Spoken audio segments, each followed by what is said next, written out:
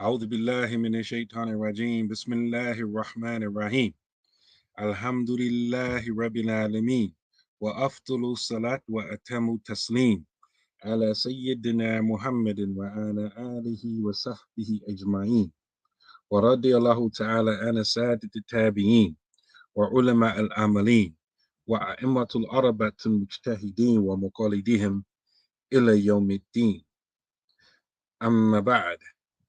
Assalamu alaikum wa rahmatullahi wa barakatuh, everyone. We'd like to welcome you to our next installment of our weekly roundtable, our weekly discussion, our weekly think tank, the Black Imams Roundtable. We kindly ask you to share this video, let your friends know that we're here, share, tag, like, all that good stuff. Don't forget to press like, don't forget to share, do all of that.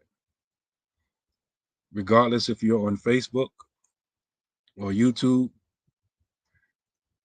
share, and also share this video on your other social media platforms so that people will know that we are here. Our streaming platform is having some difficulties. We can see all of your comments. It just takes us a little bit of time. We have to use additional devices. Facebook is having a glitch. So we see all of your comments on Facebook and YouTube as well. But you shouldn't notice anything on your end. This is on our end. So if it takes a minute for us to see your comments, just be patient with us. We will definitely get to you. And also, another housekeeping rule before we get into our discussion for tonight. We always ask you all to support the work we are doing. And we're not really asking you to support us. We're asking you to support you. In other words, you are us. And we all we got, as we say, right? And so the work we are doing is not for us personally, it's for you all. It's for all of us. Because if any one of us lose, we all lose. And so we are working on behalf of our people to try to keep up and maintain and bring into the next generation our section or our group of the Muslim Ummah. And so, with that in mind, we ask you every week to put something, as we used to say, put something on my books. Kindly, generously donate a minimum of $10 each. Now, if you can do more, obviously, we will appreciate it if you did more. Where or how can you donate? If you see that ticker running at the bottom of your screen, has all the information you need. And I'm sure someone will put it in the comments very shortly. You all know that our minimum goal every week is $500. So we try not to leave without reaching $500. So alhamdulillah, now that we've said all that, well, alhamdulillah, my name is Naeem Abdullah. I'm the Imam of Masjid al-Mu'min in Pittsburgh, Pennsylvania. Right next to me on the screen is Imam Amin Muhammad. He's our gracious host, convener, and Imam of Masjid Muhammad of Atlantic City. And also on the screen with us, he's under me, but he's not really under me, he's over me, but just on the screen, he's under me, is Imam Faheem Lee, the Imam of the Quba School and Islamic Center, also affectionately known as the Imam of the Boom Bap. And we together represent the Black Imams Roundtable. Alhamdulillah.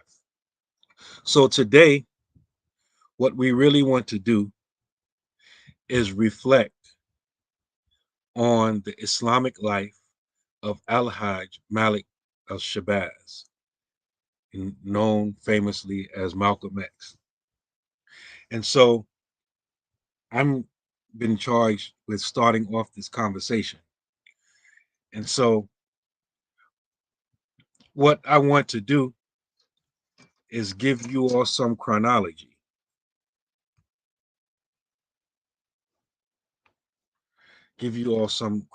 So my opening comments is really like a timeline with some major uh, events or activities that Al-Hajj Malik Shabazz Malcolm X was involved in. And actually, the I took this timeline from a website. I don't know if it's still active, but the website is malcolmx.org. Malcolm with a dash x.org.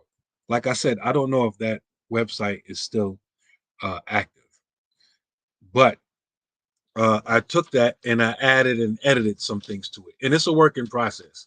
So uh, if the website is active and you all go to it, you're going to see some things that uh, you're going to hear some things that is not on that I added to and or corrected. And I'm not going to read everything here. I'm just going to read some things that are relevant for us in our discussion. Uh, Obviously, he was born May 19th, 1925, in University Hospital, Omaha, Nebraska. And his given name was Malcolm Little. Right. So I'm going to fast forward because we're talking about his Islamic life.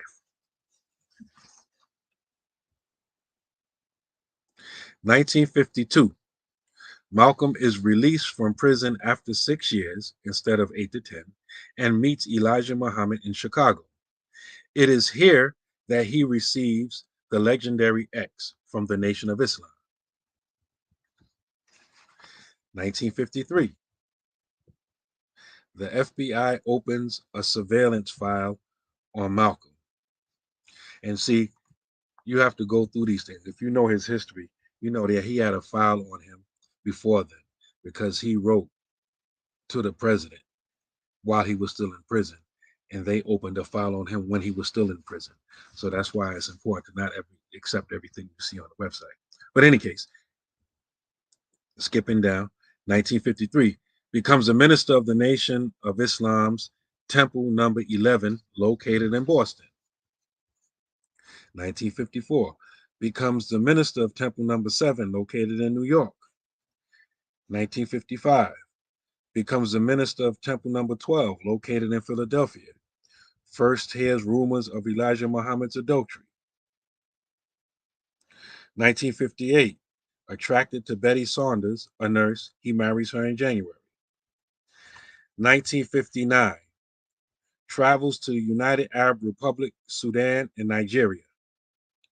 As an ambassador for the Nation of Islam, he travels to the Middle East and Ghana. This is 1959.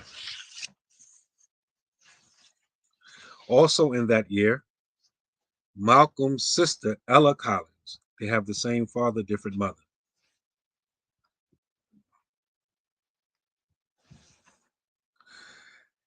Malcolm's sister, Ella Collins, breaks away from the Nation of Islam, becomes a quote unquote Orthodox Muslim, and establishes the Sarah A. Little Preparatory School of Arts, where Arabic, Swahili, Spanish, and French are taught.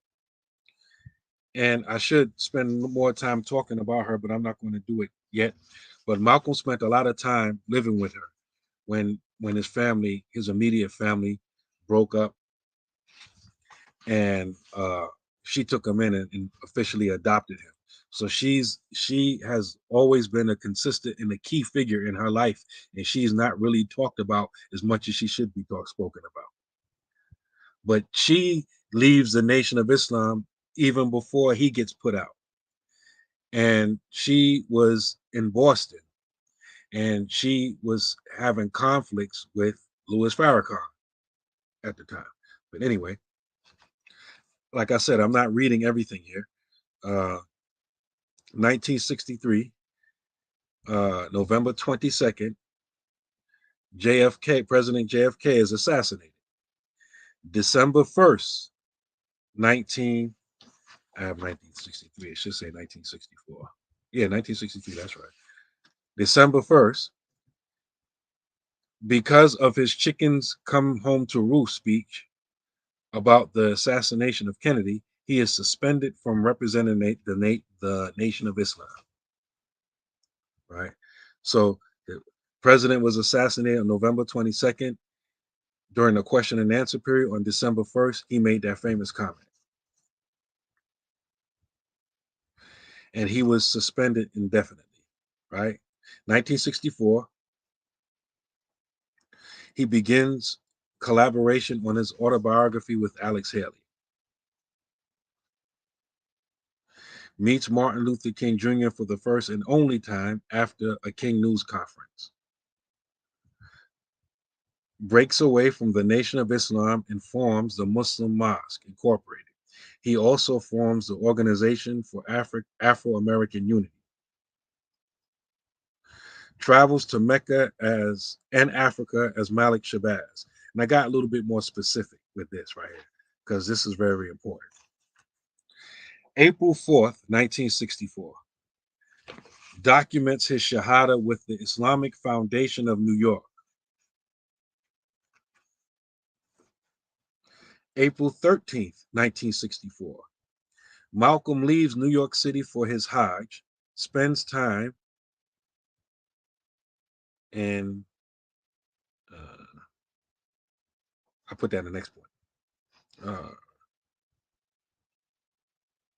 After the Hajj, in late April through May 21st, 1964, Malcolm visits Lebanon, Egypt, Nigeria, Ghana, Liberia, Senegal, Morocco, and Algeria. During this trip, he meets Ghana's leader, Kwame Nkrumah.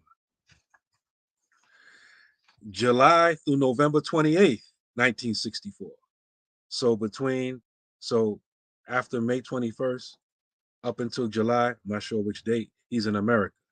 Now, July, again, he returns to Africa and meets with African leaders. During this last African trip, he receives 20 scholarships from the Cairo-based Supreme Council on Islamic Affairs to study at Al-Azhar, 15 scholarships to study at the University of Medina in Saudi Arabia. While he's over there, specifically from July and originally through September, but it was extended until October, he spent his time studying in Cairo. This trip, all of this thing was underwritten, meaning it was financed by the SCIA, what we just mentioned before, the Supreme Council on Islamic Affairs. He is supervised by Mohammed Sarur As-Sabban. In September, while all of this is going on, in 1964, he goes back to Saudi and makes Umrah. September 22nd, 1964, Malcolm wrote to a New York Times journalist denouncing Elijah Muhammad as a quote-unquote religious faker. October 9th, 1964, Malcolm is issued a certificate acknowledging his Islam and expectation to give da'wah by Sheikh Hassoun Ma'moon. In December, Malcolm makes a brief trip to Europe. Also in December 1964, Sheikh Hassoun, a Sudanese Imam, was dispatched by the Saudi-based Muslim World League and given a stipend of $500 a month by them. He belonged to the well-known Wahhabi sect based in Saudi Arabia. After his arrival in New York City in December, he began teaching Islamic classes and Arabic. Akbar Muhammad, Elijah Muhammad's son, returns to the U.S. for a visit, denounces his father's religion as homemade, and defended Malcolm. And also, I meant to put here, but there was a person named Abdul Basit Naeem who was Pakistani, but he was Qadiani, or they called himself Ahmadiyya. You know, they believe in Mirza Ghulam Ahmad as a prophet messenger of the Prophet Muhammad sallallahu alaihi wasallam. So all of this time, while all of this is going on, he's writing and giving lectures on behalf of the Nation of Islam. He used to be cool with Malcolm too.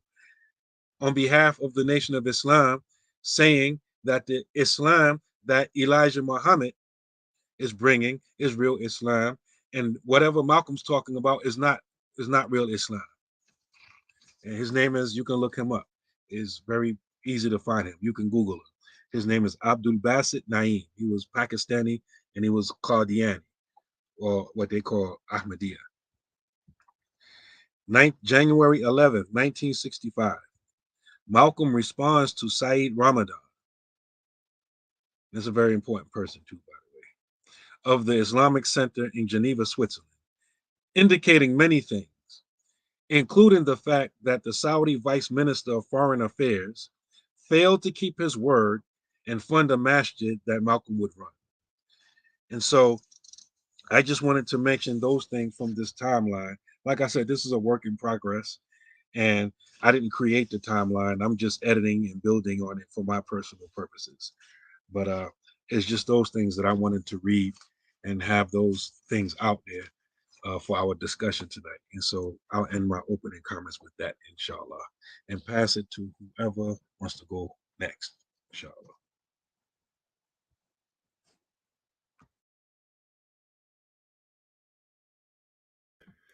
بسم الله الرحمن الرحيم الحمد لله رب العالمين والصلاة والسلام على رسول الله وعلى آله وصحبه أجمعين. Assalamu alaikum wa rahmatullahi ta'ala wa barakatuh. You know, we were discussing about Al-Hajj Malik Shabazz rahimahullah ta'ala in context of where we're at today.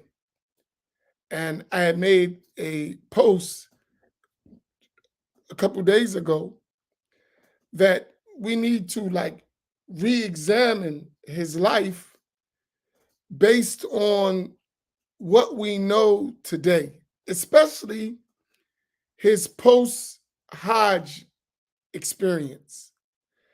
And one of the things that I think about often, and it stays in my mind, we're in the same position that all Black Muslim leaders were in that era. So if you look at his time as a leader, you're talking about only a span of 13 years, right? When I looked at that, that's not a long time. So he had a short time and a lot of activity involved in a short time. So when I look at it, I always like to look and say, what can we extract from that life, right?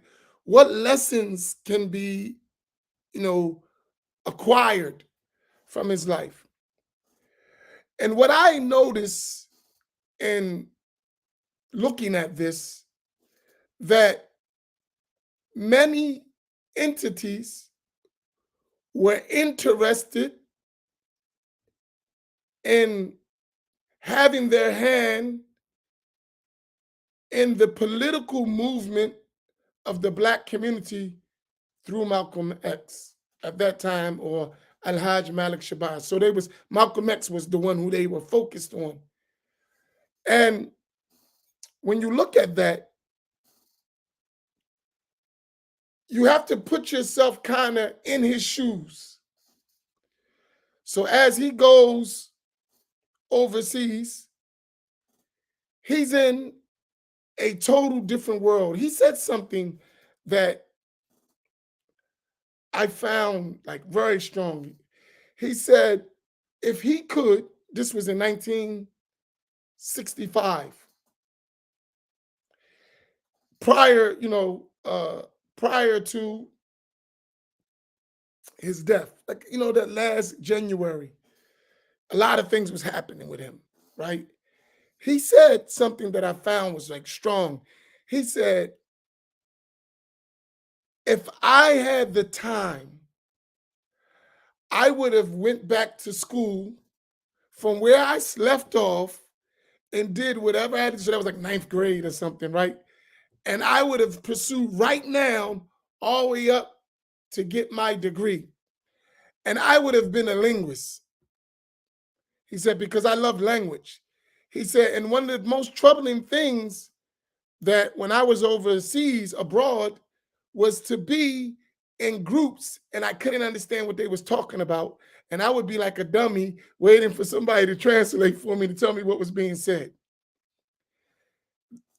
And my own personal things I've been thinking about that, I put myself in that position, right? You are around most influential people in the region in every place you go. Government officials, uh, uh, religious leaders, everybody is having their hand in your journey. And you, from your side, have a sincere intention to help your people. But what I realized is that he wasn't able to really get the full impact of everything that was going on, what forces were at play, and what was behind them to properly address them. So hindsight, they say is 2020, right? So let's put us where we at now and look at that period. So he's between two main forces in the Islamic world: the Saudi Arabian government, three actually, the Saudi Arabian government, Al-Azhar, and the Muslim political machine in Egypt at that time, which was represented by Ikhwan al-Muslimin, the Muslim Brotherhood. And when he left, they were already influential on the Islamic scene with the government.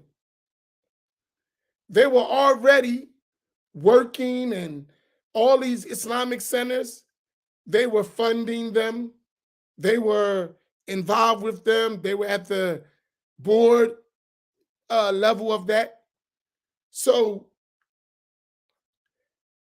that knowledge of the ideology that was being pushed to him as Islam, right? Then he goes to Egypt. He gets in contact with the Azhari understanding. Then goes to Saudi Arabia and gets the Wahhabi understanding. So he has all of these players trying to use him to push their ideas.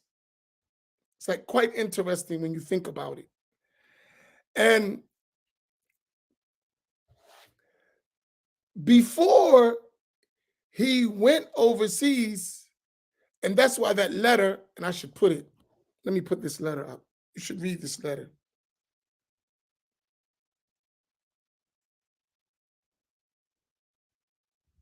I guess it ain't working. Imam Naeem, can you put that letter in the box somewhere? Mine's is not working. Let me try it again. Give me a second.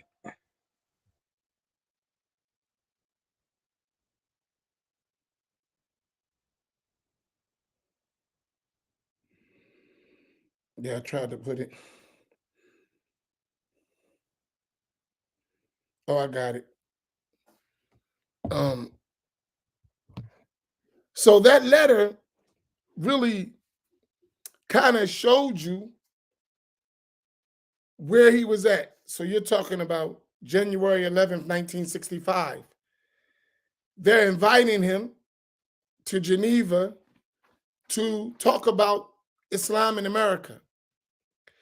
Interesting, the person who invited him, Saeed Ramadan, was the son-in-law of the founder of Ikhwan al-Muslimin, Hassan al-Banna.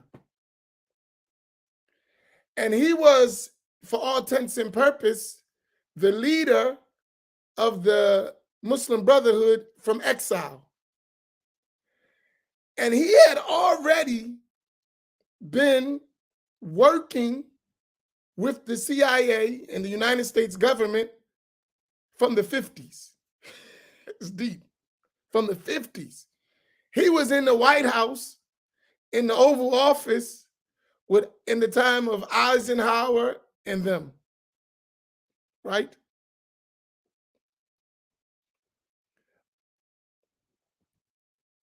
And what's interesting is they were already doing international affairs. And I would willing to bet, this is just my thoughts, that he probably never told Malcolm X that.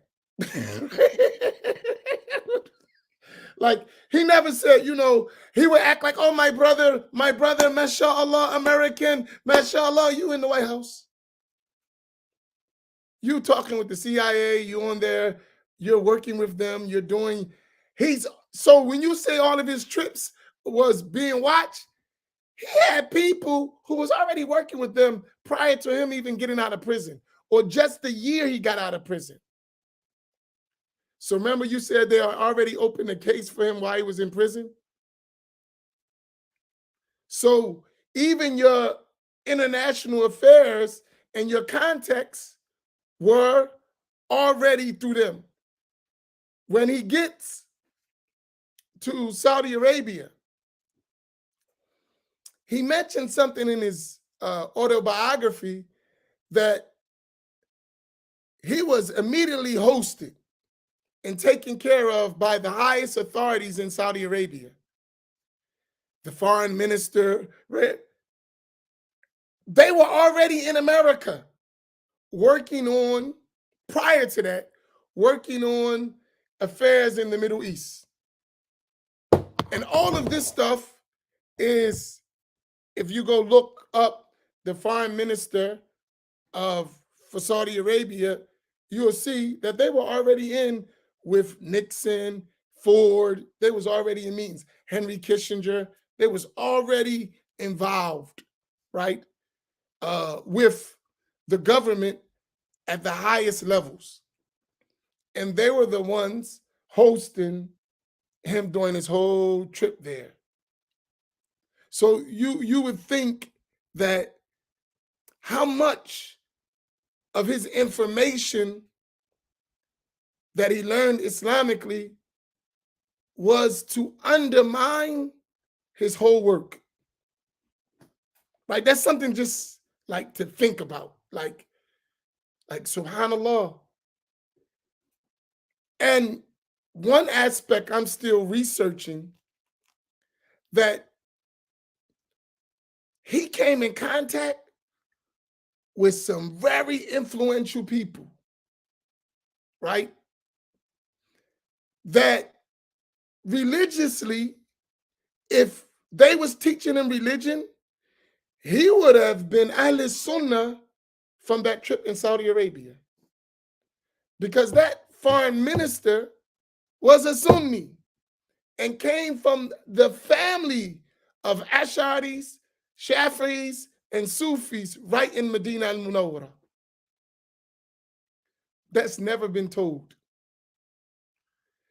Go read the letter. If you look at the bottom of that letter, right? It's interesting. the bottom of that letter, where's the letter, Imam Naeem? Oh, you put it up, right?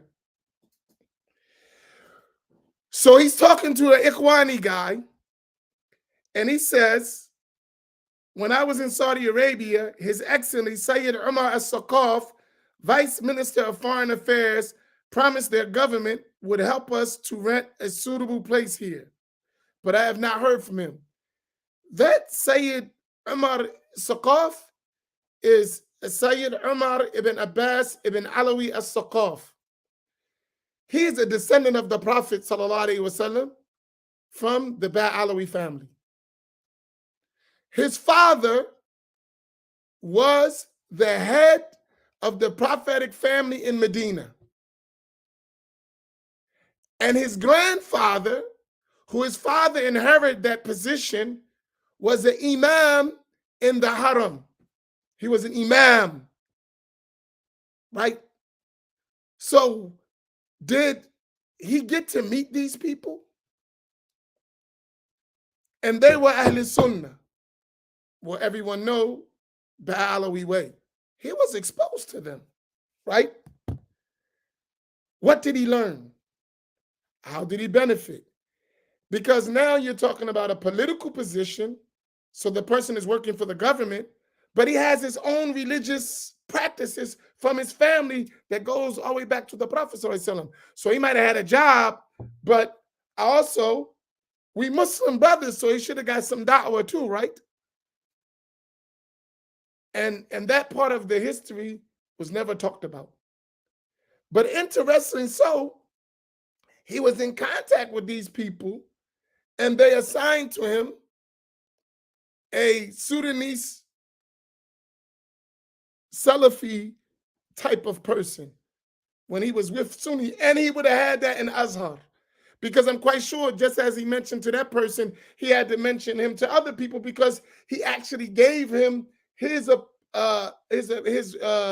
hotel stay, laid him out, got everything up. It was him who did all that for him, and got him the special meeting with the king and all that other stuff, King Faisal.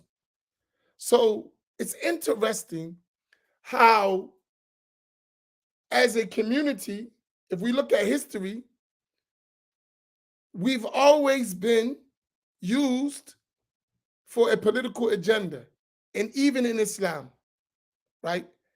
And how did that affect his understanding of the religion, and how it didn't continue, because we still, with all that, didn't have a succession of him. These are my opening thoughts, just this is all open for research, further research. And I'll stop there.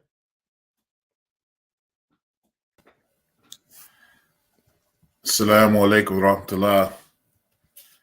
Bismillah wa salatu wa salam ala ashrafu anbiya wa mursaleen sayyidina wa habibina wa rasulullah sallallahu alayhi wa ala alihi wa sahbihi wa sallam. I'd like to welcome you all to tonight's broadcast, the BIRT. We're bringing it to you raw out the DIRT, reflecting on the life of Al-Hajj Malik al-Shabazz. May Allah have mercy on him. Yeah, this is a great topic.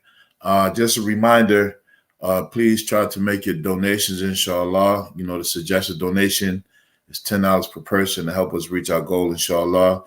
And please be sure to like and share this on your platforms.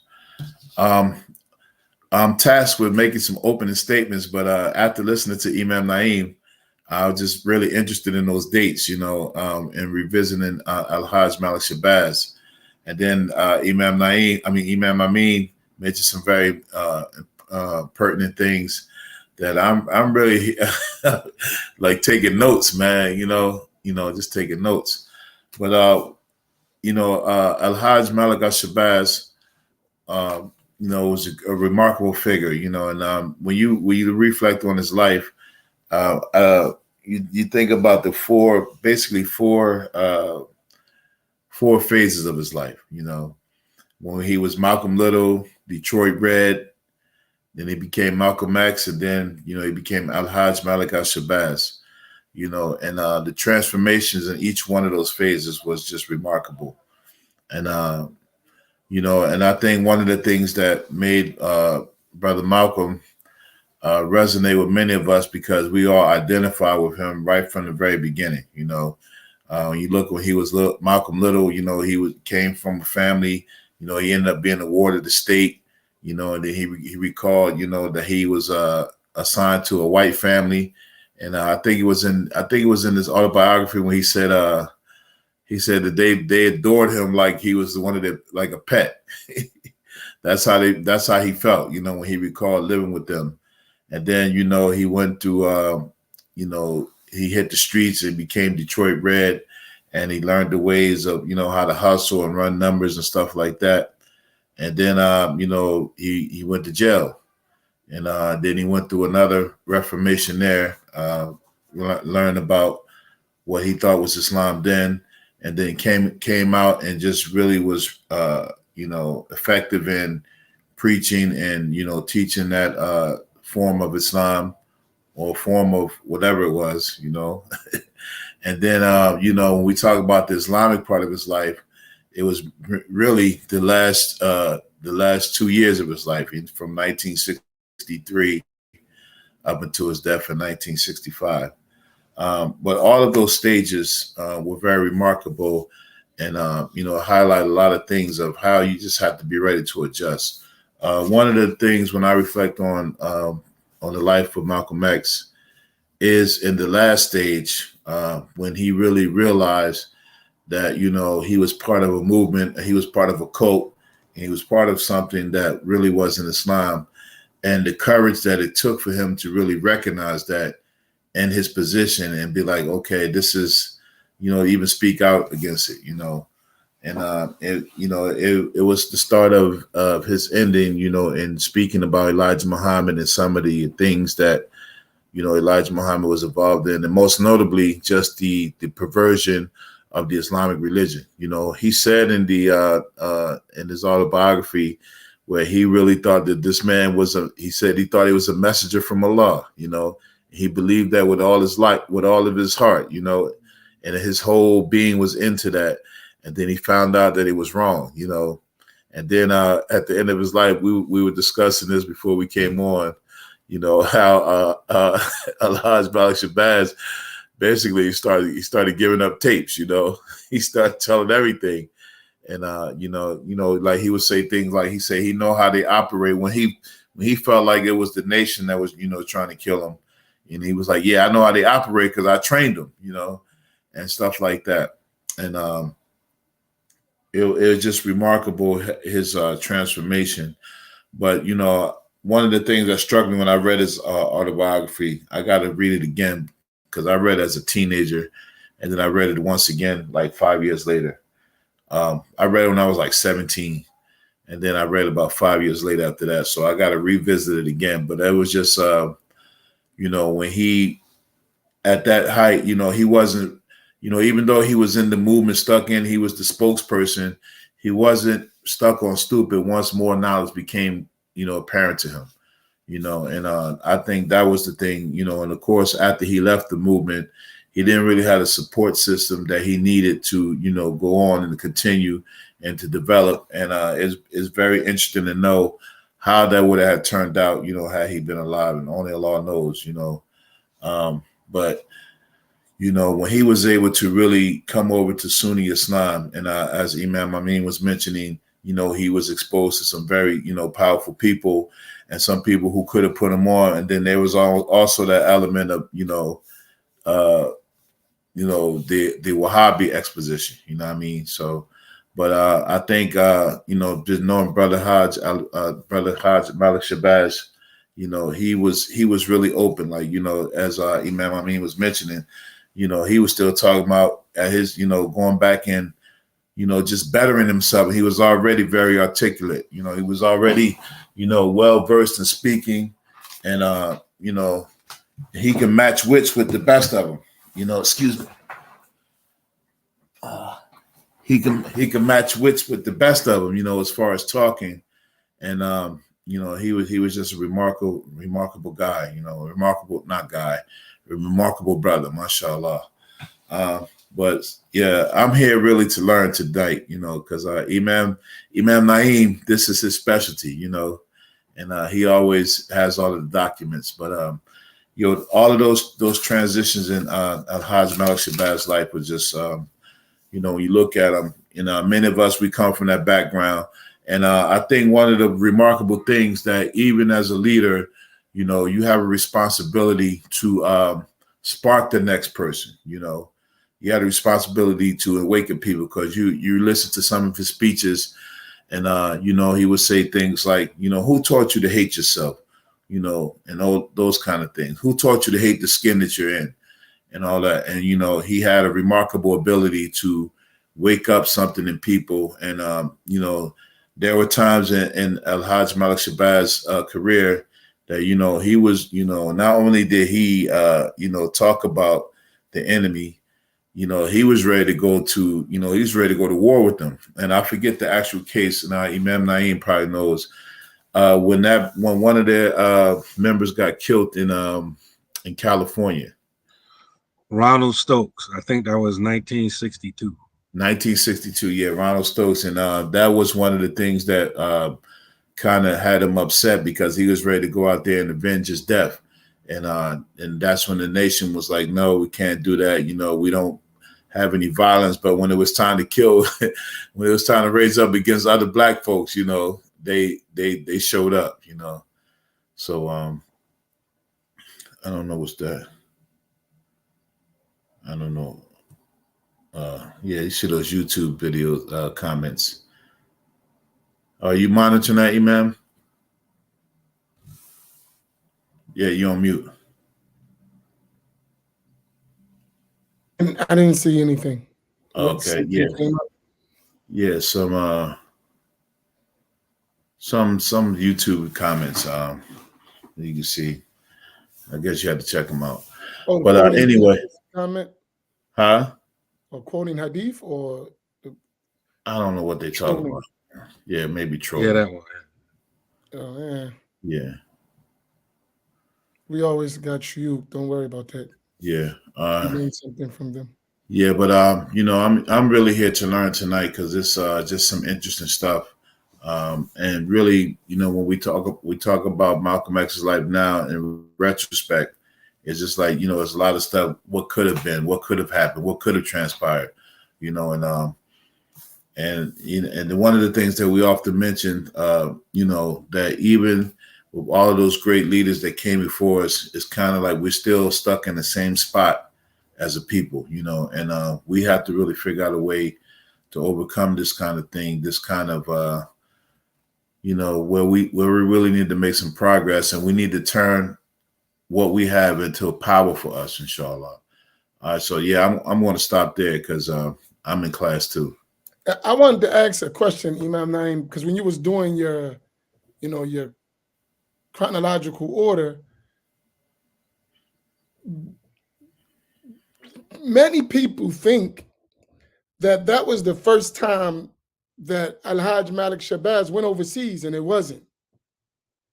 And I didn't hear you mention the relationship with the nation and the Saudi Arabian government. That's a good thing. Just to remind our family what you are referring to.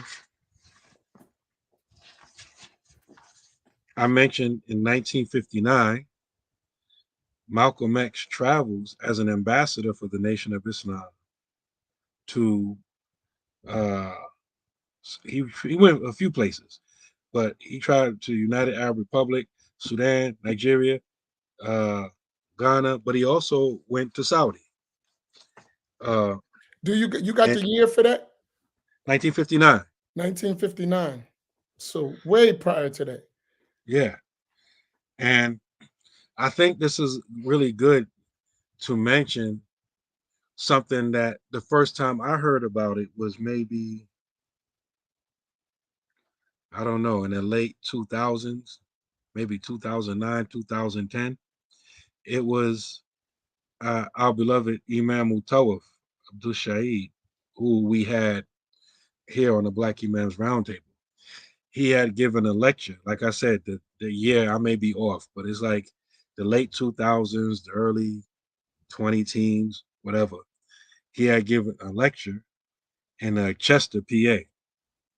And that was in that lecture he mentioned, and I'm sure he mentioned it before, and I know he mentioned it several times after, but it was my first time hearing the fact that uh, in the early, was it the late 60s or the early 70s, when a group of quote That was in unquote, the 70s, like 70, 74, yeah, 73. yeah, they went, a group of quote unquote Sunni imams went to Saudi Arabia, and the Saudis, and I'm gonna say it slow, just so nobody will think I made a mistake. The Saudis were encouraging these non-Nation of Islam imams to come together under one group and choose Elijah Muhammad as their leader and representative. I didn't stutter. The Saudis were doing it. Non-NOI imams, Saudis, Wahhabis, insisting and encouraging them to choose Elijah Muhammad as their leader and representative. And like you said, I forgot the year, but you said it's the early 70s, right? No. I remember that because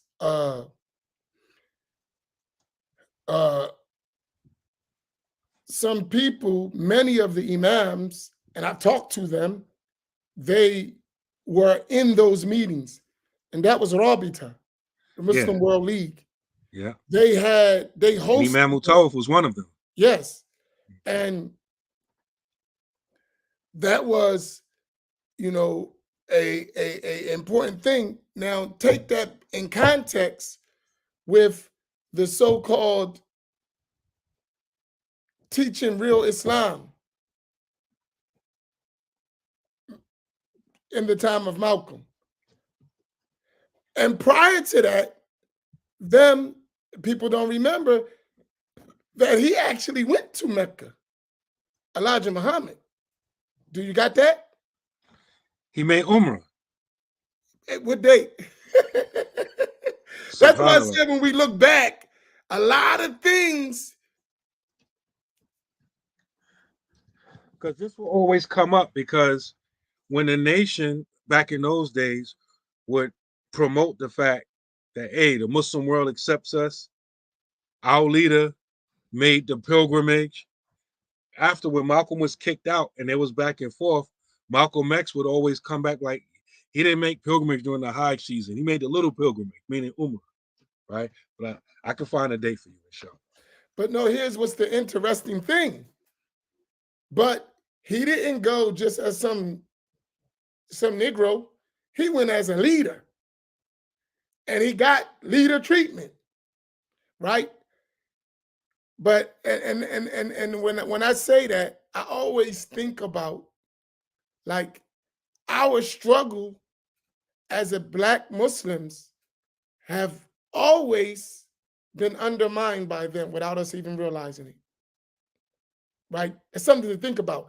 And to this day, they've had their hand in our communities. To this day. Like, and I always think about what would it look like if we ourselves were aware, as we are kind of today, of all the players from all the different things, and we could see exactly what's happening, right? I think that would be like, and you only learn that from history because history will wake you up. Be like, I've seen this movie before, right? I've seen this movie. And a lot of times, while the same thing is happening, we're fantasizing in history while while the same play is being ran again, right? Like we're looking for a historic narrative that doesn't reflect our reality, when the actual historic narrative is exactly the same reality we're living today in a different form. And I think that's why I said reflecting on it with today's eyes, right? December 1959.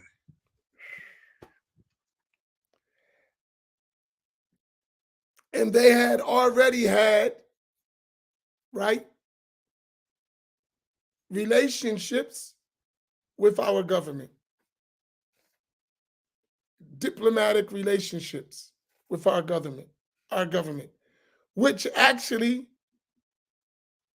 supported their ideology in Islam to spread that version throughout the world. You know something I was thinking, right? You know, in those days, even today, right? My mind goes when I be thinking about this stuff. You know, those great imams of Asada al-Ba'alawi in Mecca and Medina, they had gatherings in their homes, right? Now, this one is influential. What do you ever think they used to have molids every week, weekly molids? How you know he never attended the molid? Think about that. But he doesn't know Arabic, so he doesn't really know what's going on, right? He doesn't, and you know, mashallah, just think from that time, had we had all the access to this day, talking about decades of learning. And of all those scholarships you mentioned, what became of them?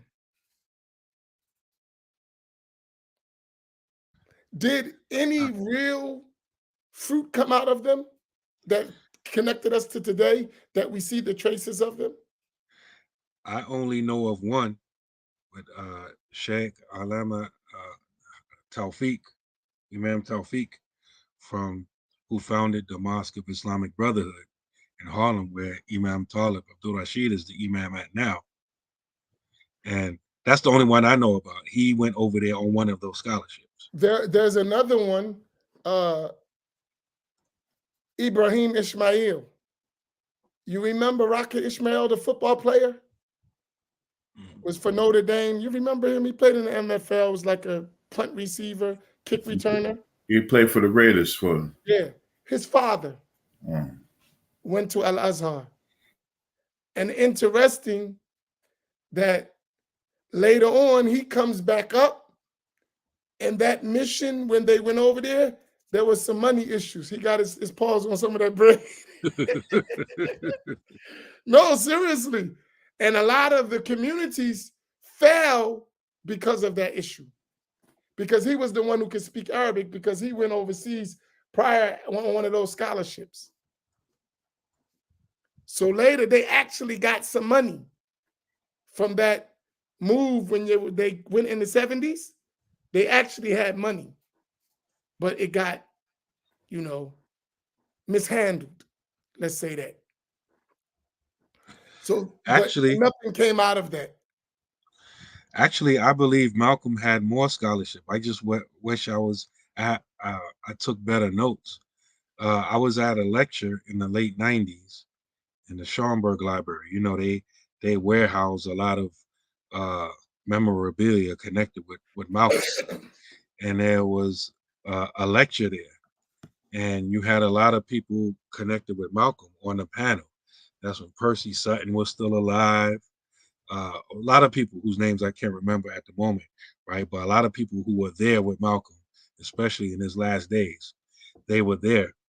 And subhanAllah, I remember sitting in the back just watching, and it got so tense there that they had to end it early. It was so tense, you would have thought somebody literally screamed, "Nigga, get your hand out of my pocket," because they started accusing each other of trading, selling Malcolm out on stage. Well, I heard you arguing with him back there. What was y'all arguing about? And what? You were supposed to protect him. Where was you at? Right? It was like going back and forth. And I'm like, subhanAllah, yo. This is in the late 90s. You know, he got assassinated in 1965. And so they shut it down. But I remember in that lecture, one of the speakers mentioned all these different scholarships that Malcolm brought back with him from his trip. And he didn't only mention, like I mentioned, the ones from Saudi and the ones from Egypt. He got some scholarships from Black Africa too. I just don't remember, and I didn't take notes at the time. And when you look at the and this, it would be good. See, because we look at in our context, right?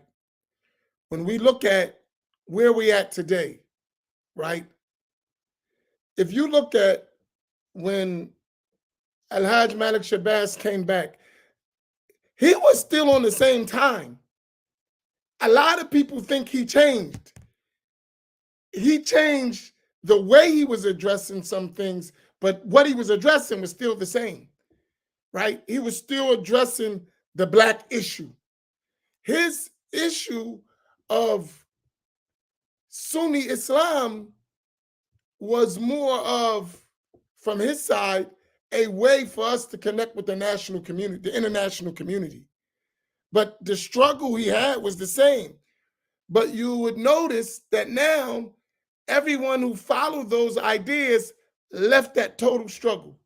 To now the Sunni Muslims have nothing to do with the Black community, by and far. Like, in the name of Islam, right? We're Muslim, we on the Sunnah, and there's nothing about the Black people. In the dialogue, where if you look at Malcolm, he still had, even in his understanding about Islam, that it was supposed to be to lift up the people and to change that condition. What do you think happened from that point to what we see today?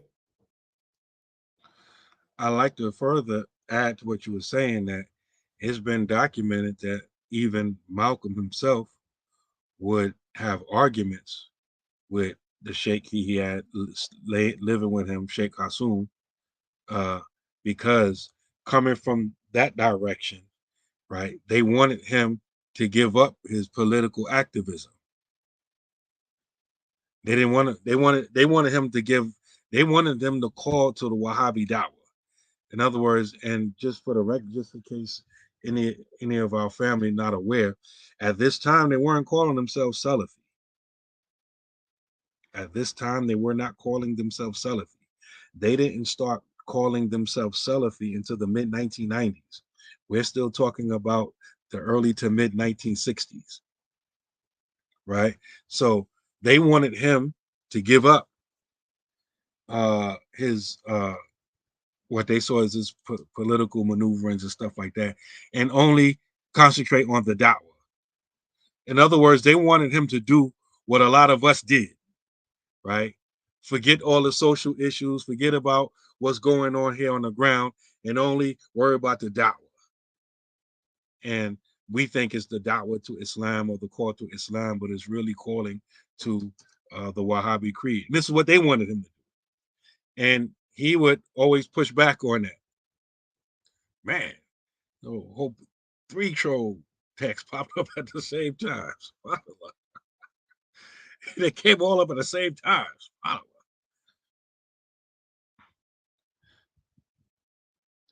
So wait, what was that side again? Tender Hots? Let me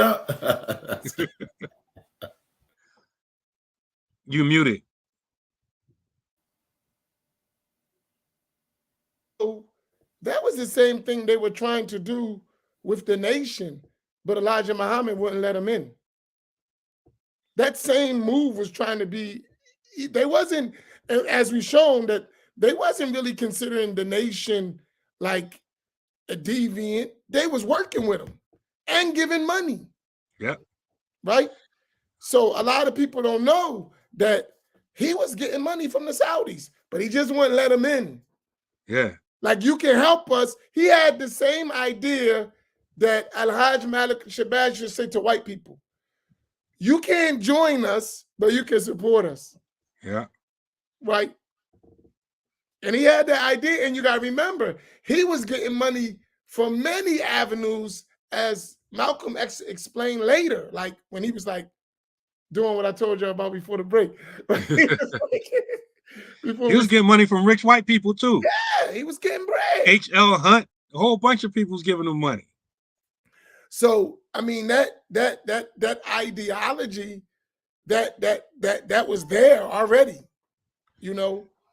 That's why sometimes I get kind of like, it kind of like ruffles my feathers when people bask in the good old days and they act like that all the money that the nation had came from bean pies, newspapers, and fish.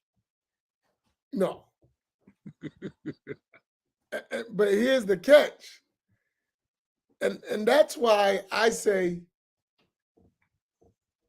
for real, for me, it's you know, I guess as being Ahlul Sunnah is always going to be on my mind, how that whole movement has been placed to undermine the Islamic movement in Which the name one? of Islam.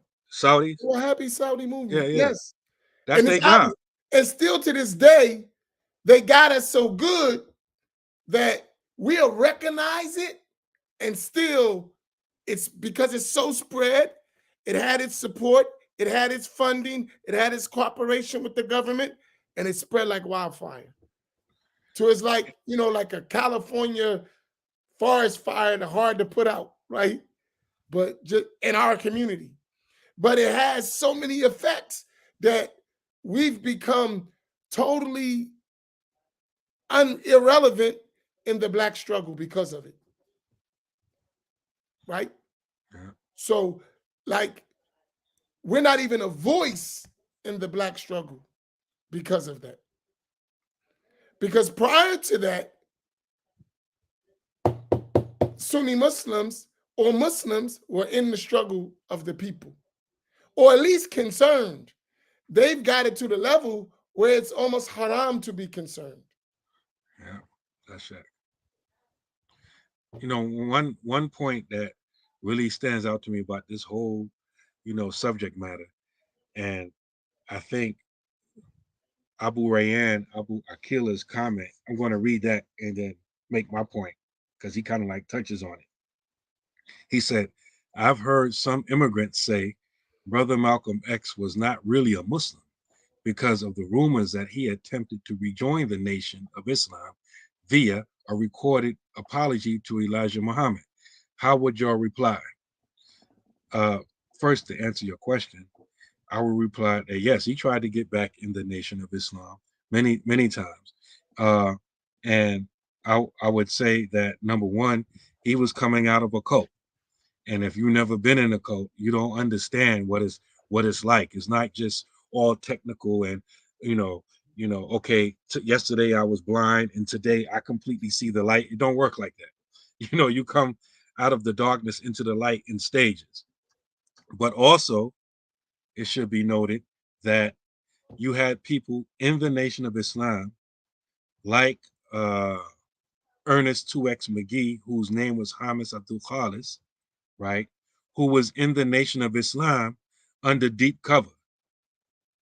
I talked about him during a few of my Black lessons, that he was in the Nation of Islam early on, was real close with Malcolm, and he was Ahlul Sunnah before the Nation, but he was in the Nation doing, I guess, what you call taqiyya, right?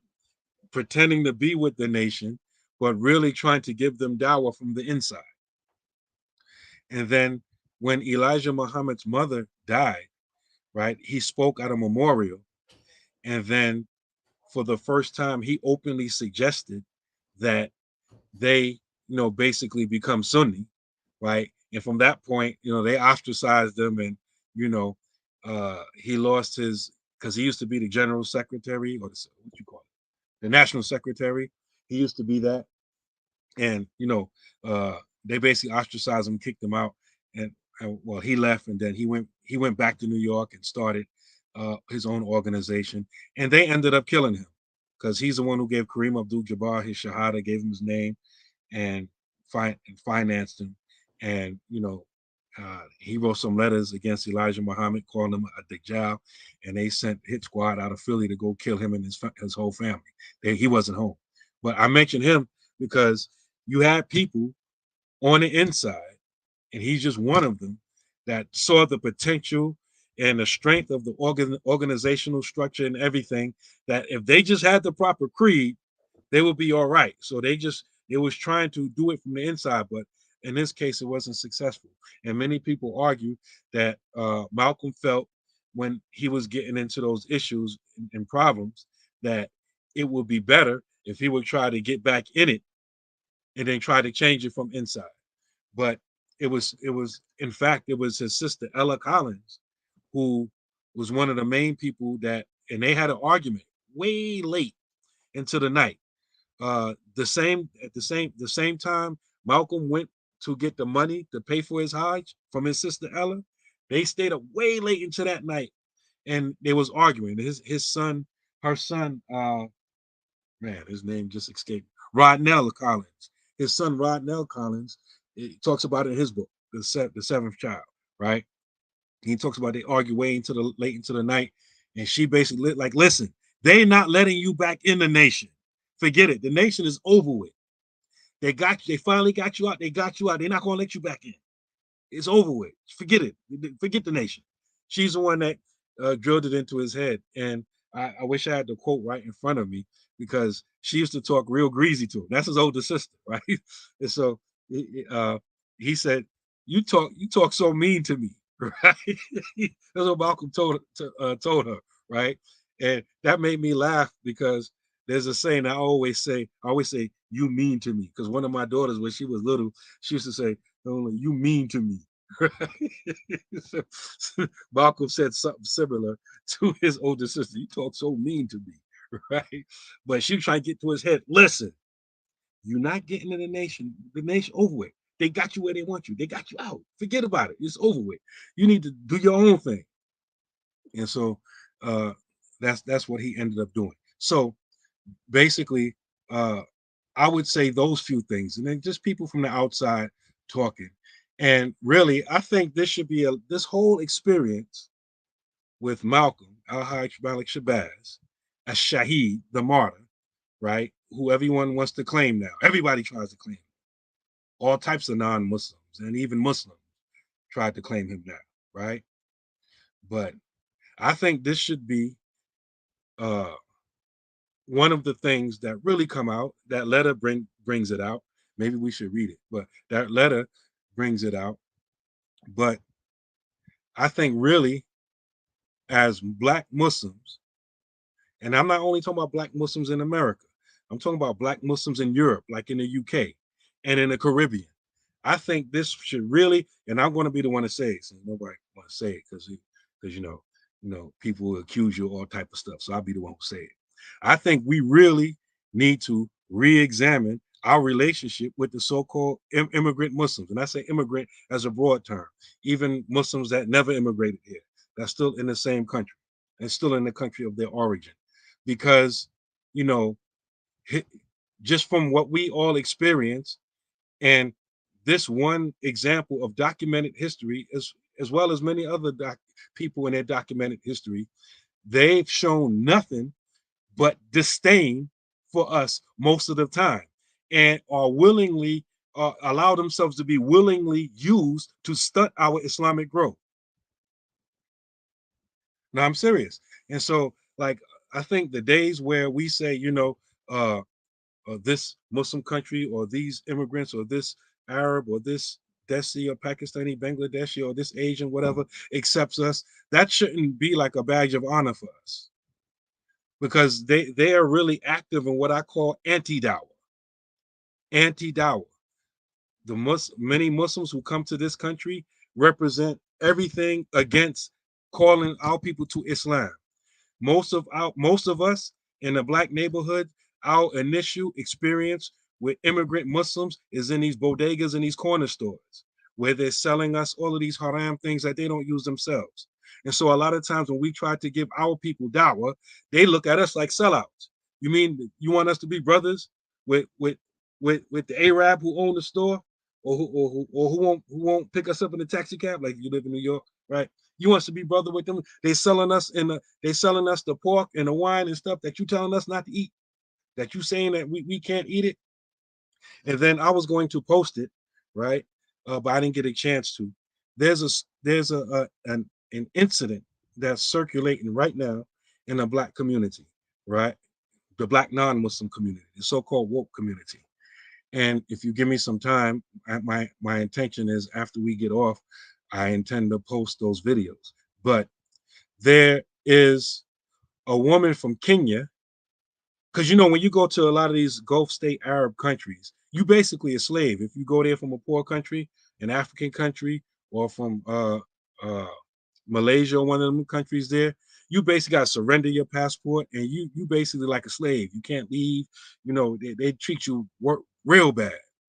Well, one of these women from Kenya, she was in, I believe it was Dubai, and her Arab, basically slave masters or her employers, had her breastfeeding puppies.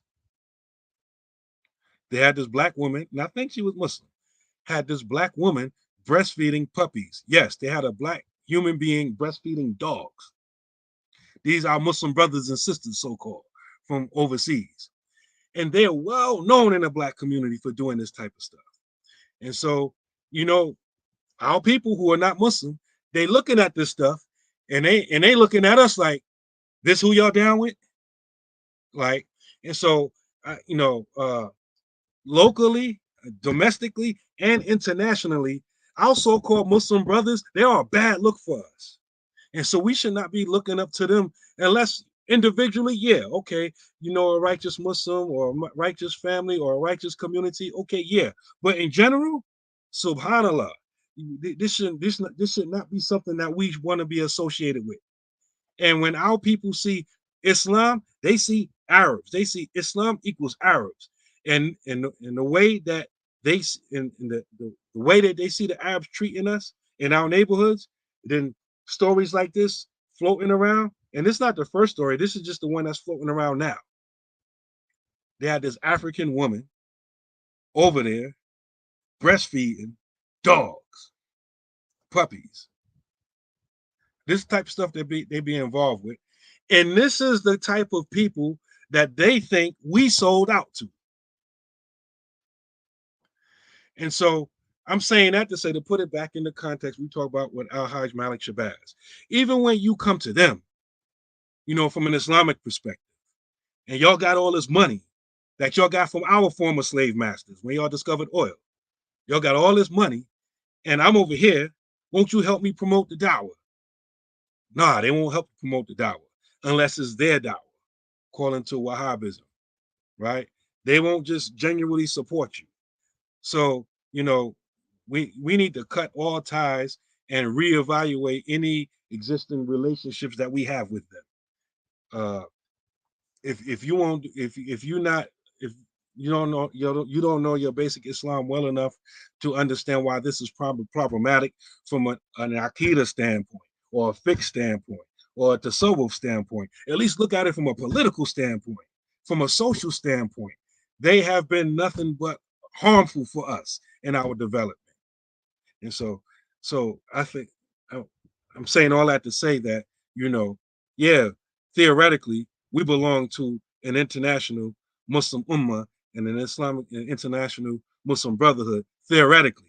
But in reality, that brotherhood is far few and in between, and they've displayed and demonstrated for decades a disdain and a dislike and an undermining of Black people, Muslim and non-Muslim, in the diaspora and on the continent.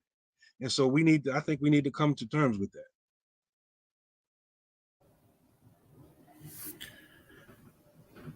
Yeah, and one of the things I think we need to do too as well, in addition to that, is that we need to realize that when we are trying to galvanize our strengths and all of our resources together as a people, it doesn't necessarily automatically mean that we are anti somebody else. You know what I mean? And I think that's a big problem that we're having as a people, And when this infiltration came with making us forget about who we are as a people and our heritage and our culture, You know, it makes people think like, okay, when we talk about Black Muslims and sticking together, it's like we against everybody else, and that's not what it is. It's really about, you know, taking back what we had and what's been taken from us, and, you know, all of the people and the organizations and everything that try to infiltrate us and keep us apart, you know what I mean, from each other, while they keep themselves together, you know. They keep themselves together, and then we allow it because we think that this stuff somehow is anti-Islamic, you know, for us to stick to our people and stick to our culture and stick to our norms, at the same time recognizing it from everybody else. But our struggle is our struggle, you know, just like in every other culture, their struggle is their struggle, and they're never asked to give it up, you know. Nobody never asks as a Chinese Muslim to stop being a Chinese Muslim. Nobody finds fault with anybody, you know, identifying their culture and then also being Muslims as well, you know. And that's the kind of stuff that we have to do, you know, really concentrate on us, because we've seen historically there's always been some type of infiltration for us, you know, whether politically, religiously, economically, you know, and because of those missing elements is what keeps us apart anyway, you know what I'm saying? So it's really crazy.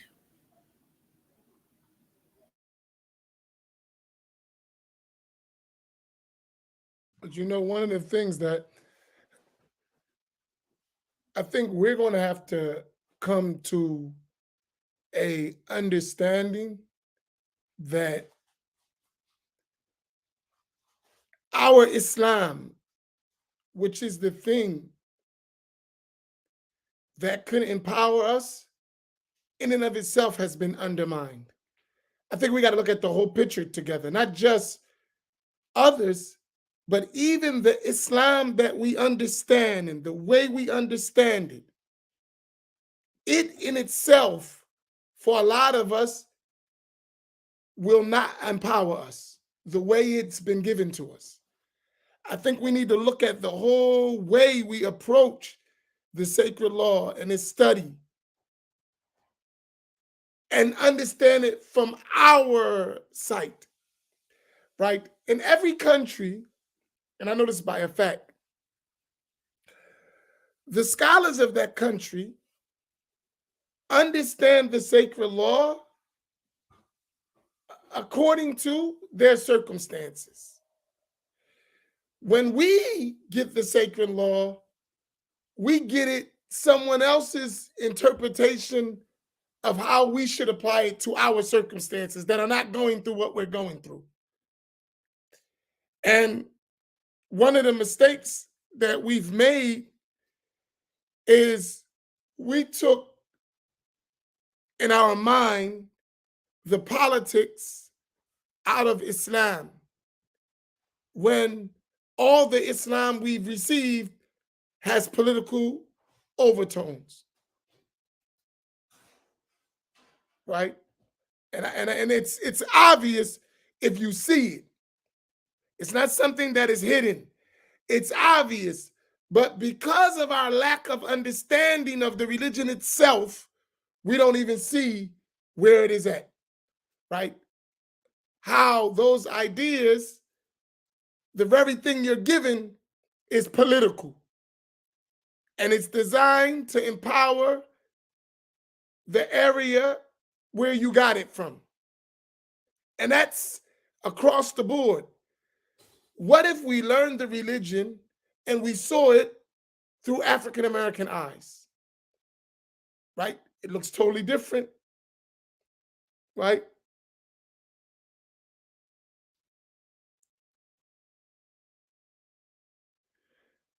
Because we've seen Pakistani Islam, we've seen Indian Islam, we've seen Saudi Arabian Islam, we've seen Egyptian Islam, we've seen African Islam. We've never seen what African American Islam looks like. What does that look like? And you know what it looks like?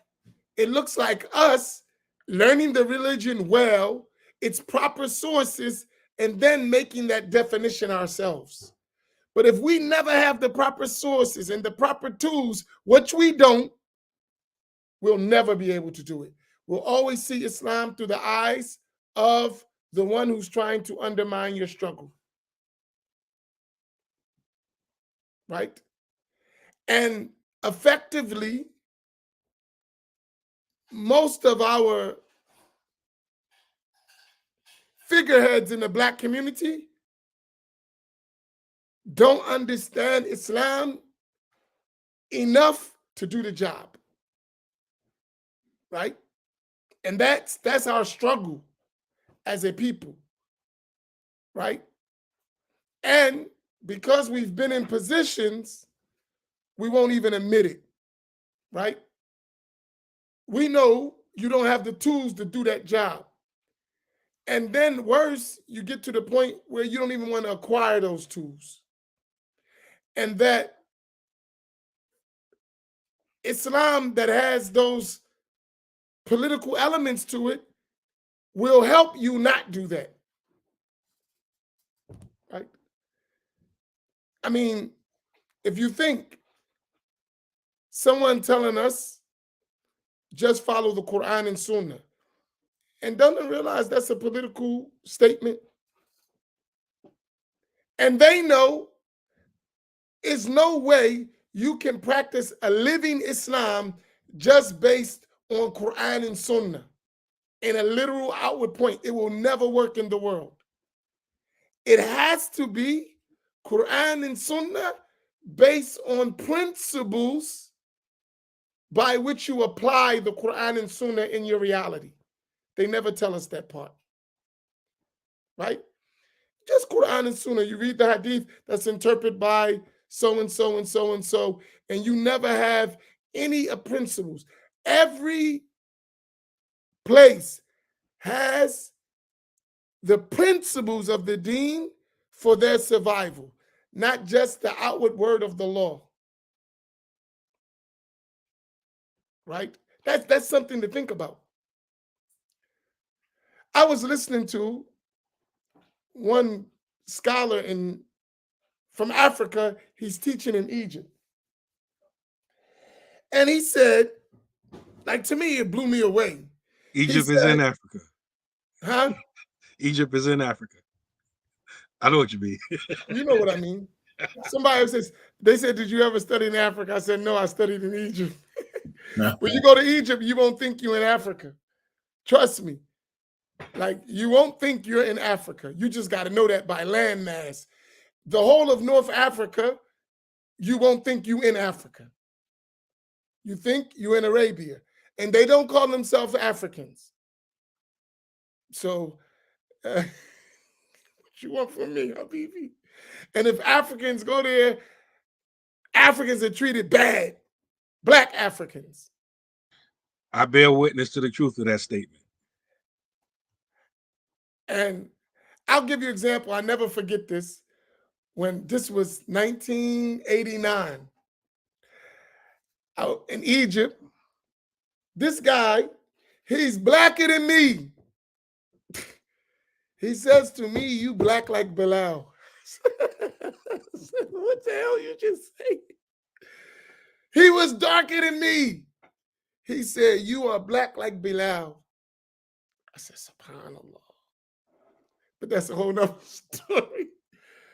And I don't know if it's as bad in those days. You didn't even know there were black people because they always had the menial jobs, working in the kitchen, driver, some, in a way. Subhanallah.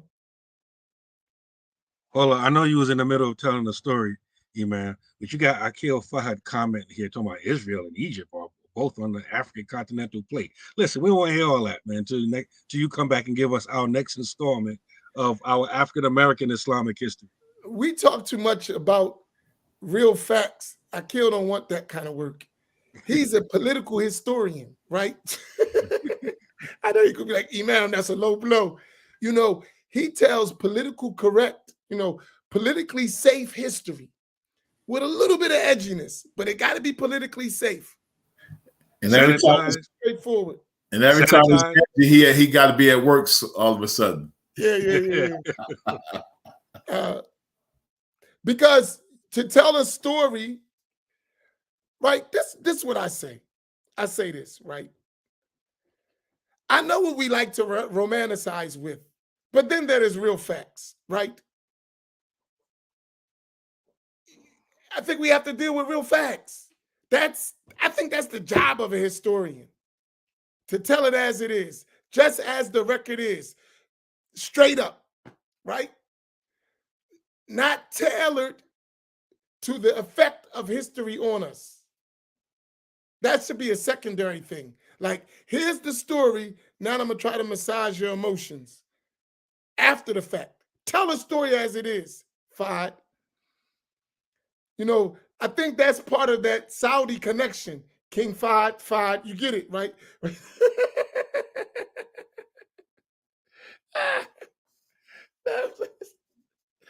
You do realize my name is Fahd, right? Now I'm busting your chops, Akil, right? But it's very important because the facts, like, if we having this whole conversation, right? Practically, we have to actually do something that's going to change our whole narrative of Islam in this country. Do you realize that? Like, our whole narrative of the deen is going to have to change in this country, especially in the Black community. We're still, for all intensive purposes, in this resurrection phase of learning the deen. Like you said, we're going to have to actually do something. Right. I mean, but most of us are waiting for somebody else to come do it. And it's easy to just throw in the towel, right? And do the Rodney King thing. But actually, long term, that's doing us a disservice. Long term, it's doing a big disservice. Because we're never going to really deal with, we're never going to deal with the reality. A whole generation was lost in our community to the Saudi hand. Generations of Muslims were lost, still to this day, to the Saudi hand. That's been interfering in our affairs for decades, right? So if we're talking about that right now, right, even the influence of other immigrants are not as strong as the influence of the Saudi hand in our affairs, in our communities. Even and worse, because it's in our understanding of the religion, right? So even the ones who would be the most available to take hardcore truth, which is people who come from the prisons, right? And that's what Malcolm X said. These young street gangbangers and hustlers, and these are the ones who, if real Islam get to them, remember him talking about that? Well, they send them to the prison and teach them something that's going to pacify them and disconnect them from their struggle, right? That's a whole doctrine. And because we don't think politically, we don't realize that that's happening. We just no, this is a political move on us, right? And when you study it historically, you realize it was the way they undermined Islam in the whole world. That's how Islamic leadership fell, all of that. So as a historian, you got to talk about that, right? Yeah, Akil. It was that whole movement that undermined the whole progress of the Islamic scholarship, of all of that, wiped out, right? Disconnected our whole religious process. And when they saw that we were escaping towards Islam from their oppression, they gave us an Islam that brought us right back into oppression. So we're subservient to the people who subservient to them. Wow, that's deep.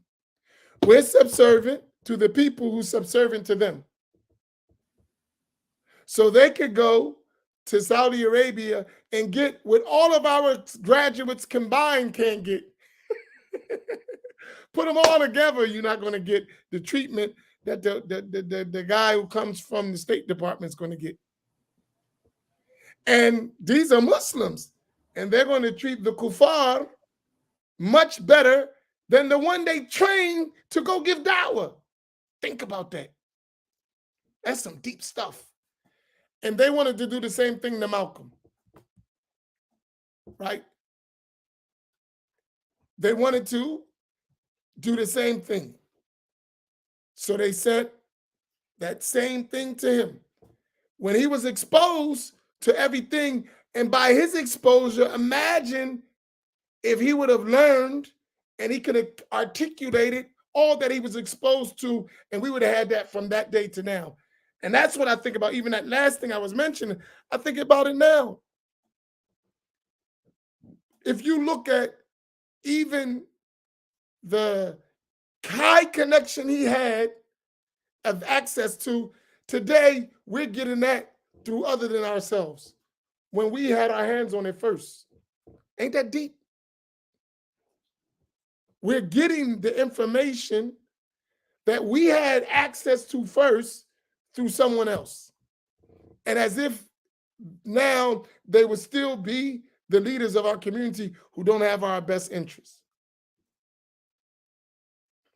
So we have a lot of work to do. That's why I was thinking about this topic. I like to read that letter and make some comments on it. Go ahead, go for it. This is a letter that Imam Amin posted earlier in the comments. It's a letter from Malik Shabazz to the director of the Islamic Center in Geneva, Switzerland. He wrote it on January 11th, 1965. His name is Dr. Saeed Ramadan.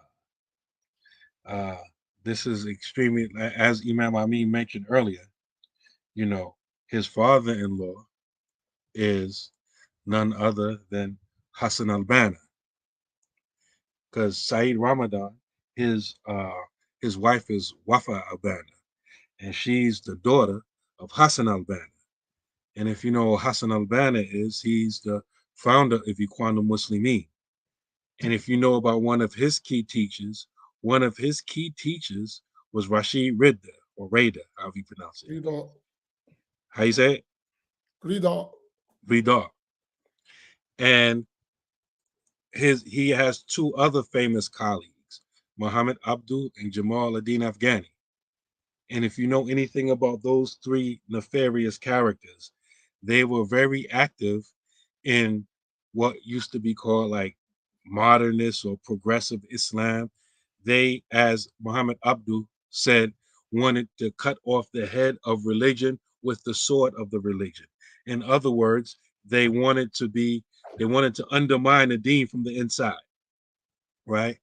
And so Muhammad Abdul, really, a lot of people don't know, Muhammad Abdul was the first one to coin the term Salafiyya, to use it for his methodology. And later in the 1990s, it was when Sheikh al-Albani borrowed it from him, the terminology Salafiyya, and that's when the Wahhabis co-opted the term. And so if you understand those names that I just mentioned, that's where you get to a whole Ikhwan school of thinking. And yes, Saeed Ramadan is the father of Tariq Ramadan. And so this is who Malcolm X is communicating with. He says, my dear brother. Don't forget, he was already working with the CIA prior to this. It's funny because when you mentioned Don't forget that part. He was in the Oval Office with the president making deals prior to this. Don't forget that part. When you mentioned that earlier. Really important. Yes. When you mentioned that earlier, I was on another tab on Wikipedia, and you can see the picture of it, Saeed Ramadan's Wikipedia page. So yes, well, Imam Amin is mentioning his facts, as they say. Facts. I mean, So you that's have, an indication. yeah.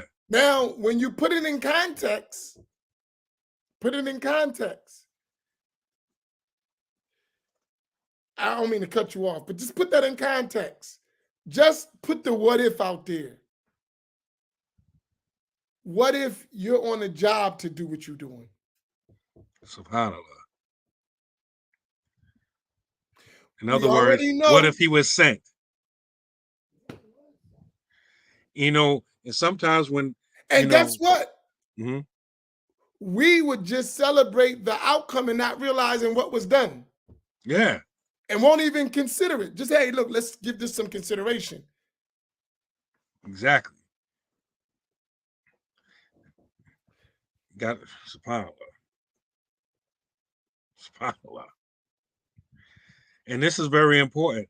And this is why I believe when we come into Islam, even those of us who have been Muslim for a while, when we come into Islam, you know, don't become naive. Nah, whatever street sense you have, business sense, whatever, you know, don't and pick up this naivete where you just, because we use husnul dhan too broadly, having a good opinion.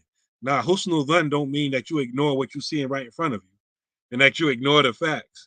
No, husnul dhan means you assume the best when you don't have the facts. But anyway, he says, my dear brother, assalamu alaikum. May these lines find you, your family, and the believers there in the best of health and enjoying wealth and happiness according to the will of Allah. I was very pleased to receive both of your phone calls and honored at the invitation to speak there in Geneva. It is always a blessing to be able to tell the world what Allah and Islam has done for me and for our people here who have accepted it in America. But stop. He already knows that. He don't need Malcolm X to tell him that. Hey, he already knows. He speaks English. He's on the ground. He's in DC. You don't think that they said, oh, we have this nation movement. We have it. Come on. We ain't that sleeping, are we? But you actually, you know, brother, brother, come on, man. Come on. Go ahead. You ever dealt with someone who promises you some prosperity or come up in the future? You just hang on to them, right? But the come up never happens, but you just keep hanging on to them and not making no progress. I think sometimes, people try to, string us along while at the same time they're really keeping tabs on us. And if necessary, by means to their connection to us, they can undermine us whenever they will. I know Facebook is tripping right now. The feed keeps going out and coming back. Yeah, Imam Naeem is getting us canceled. And I'm broke anyway, so it don't matter. Yeah, I ain't got he no already system. knows that. So, what were you saying? Back to the letter. Since my return to the States, I have been very busy trying to get the Muslims reorganized into true Islam.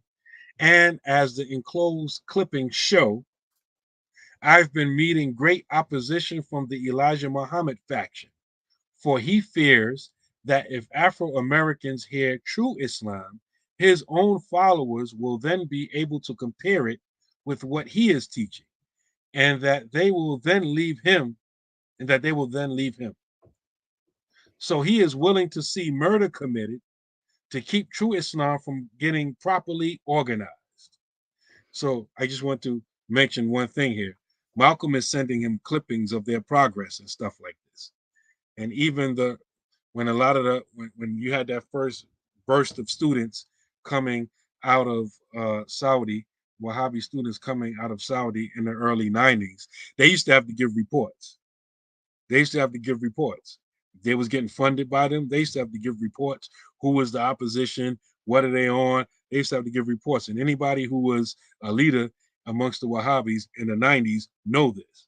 Anyway. And if somebody get out of line, they had to give a bayan to explain how they are back and forth. They're back in good hands. Yeah. You remember that. You have to write over there to them. And some of our people rejected that and they got put on the knockoff list.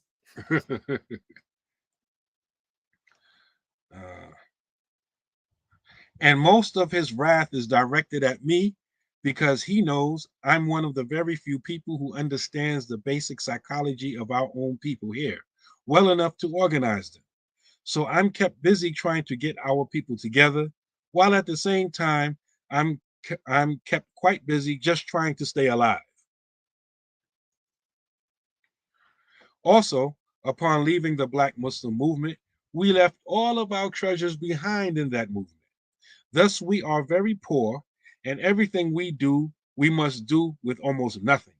And this makes it doubly hard, but still, Allah is blessing us with success. And I want to stop there because I think we mentioned earlier, we got a report earlier that we've only raised $220, right? See, we take it for granted that the Malcolm that most of us knew, always appearing on the news, always appearing in debates, flying here, flying there, that was financed by somebody.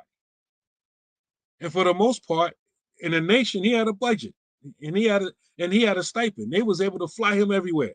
No, he had an unlimited budget. Unlimited budget. He didn't just have a budget. He had an unlimited budget. He said, long as I'm doing the work, there was no budget for me. Whatever I need to do it. And they had that bread. Yeah. So this is extremely important. This is extremely important for what we're trying to do. A lot of times we try to do stuff and we're not able to do it because we don't have the bread. But when Malcolm was in the nation, if something needed to be done, whatever money needed to happen to make it happen, the money was provided. And so this is extremely important. And even if we study the Sirah with an eye looking for it, we'll see it there in the Sirah. Anytime there was da'wah, a campaign, a ghazwa, you needed money. Man, even what's his name? Even Jimmy the Henchman told Stretch to tell Tupac that, hey, I ain't had nothing to do with it, but you want to go to war, I don't want it, but you need money to go to war. Even he told him that, right? So you need bread, you need money, right? And if you don't come up with that money, you ain't really trying to do nothing. You're just talking. And so, we need to take a lesson in that. Malcolm probably could have been more effective if he had the organizational machine behind him to finance his movements. So, continuing. This is why I said I will come to speak in Geneva, but will not be able to pay my own way this time. In fact, at the present time, I do not see how I am going to be able to make the Hajj this year. Remember, this is 1965, right? He made his Hajj in 64. He wanted to go again. All the finance we can scrape up, excuse me, is needed for our reorganization work here. When I was in Saudi Arabia, His Excellency Sayyid Umar al-Saqaf, Vice Minister of Foreign Affairs, promised their government would help us to rent a suitable place here. But I've heard no more from him. Do you know him? If we had stronger support from the Muslim world, it would be easy for us to spread true Islam here in this country. Now let me stop you there. Right?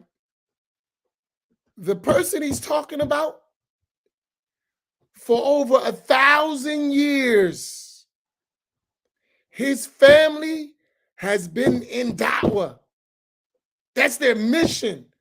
From the time of Imam Ahmed bin Isa al-Muhajir, who died in the year 345, That's what they've been doing. How is it possible for such a person with a history? These are all descendants of the Prophet sallallahu alaihi wasallam. This ain't anybody like just for no. This is a descendant of a prophet, so whose whole family is into da'wah. That's what they do. They were in Africa. They were in, spreading in Uganda, all over, right? And they were connected. That's a family of the Prophet sallallahu alaihi wasallam. How would he forget some big, huge da'i like that? Think about that. That doesn't even make sense. I'm talking about just from a person, right? Some ain't right here, right? When that shit, and they did work, and they were working in Africa historically.